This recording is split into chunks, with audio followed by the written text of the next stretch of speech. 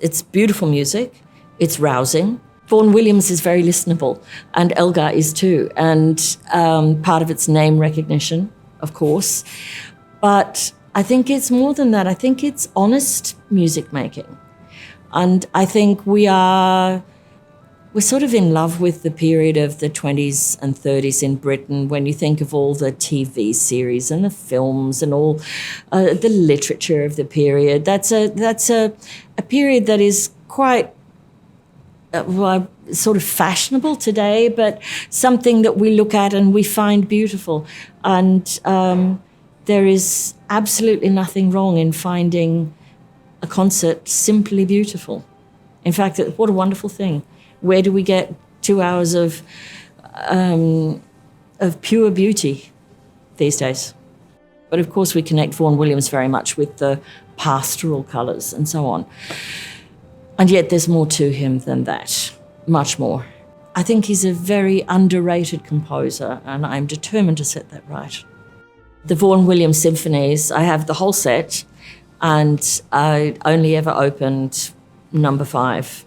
And so I started with number 1 and just slowly worked my way through, and immediately fell in love with number 8, which I performed here in Sydney in 23, and which I took to Los Angeles later that same year, and they hadn't played it in something like close to 60 years and were bowled over by it and saying, wow, we need to program more Vaughan Williams. So I now like to think that Sydney Symphony and myself are leading the charge on the rehabilitation of Vaughan Williams. And I've rather fallen in love with the very elegiac nature of the Third Symphony. Maybe it's age, I don't know. I love thundering excitement things, but there's something very beautiful about the reflection and the almost the acceptance of sadness in life, and that it's part of our lives and that life continues after that.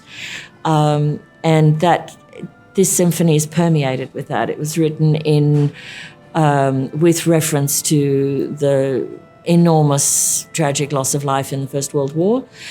And it's just extremely beautiful. And I think it's time audiences heard more of Vaughan Williams.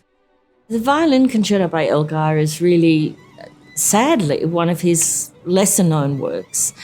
I personally love it and have conducted it many times. We're all very familiar with the cello concerto, of course. But the Violin Concerto is a masterpiece and requires great love, both from the conductor and the soloist. You have to love this work to want this piece to want to make it work.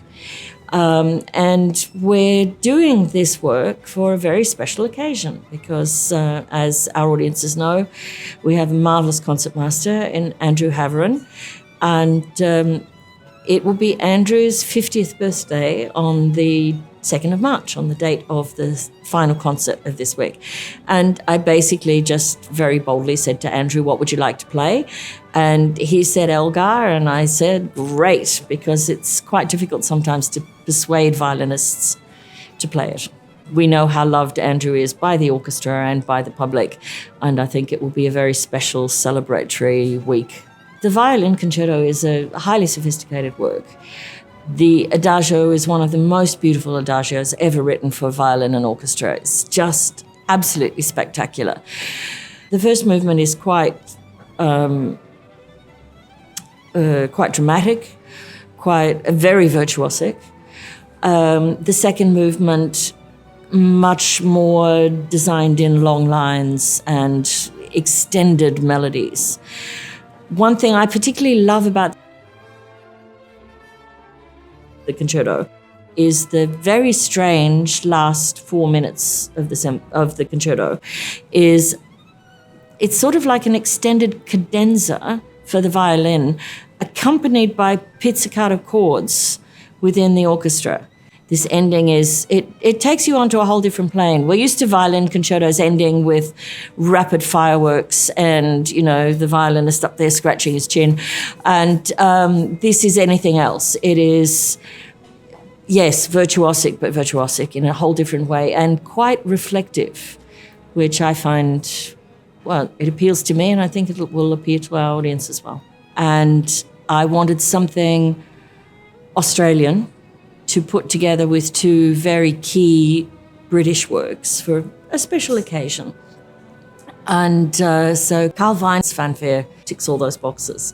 He writes so exquisitely for orchestras. He uses the palette of the orchestra in a very novel and creative, quite surprising way at times.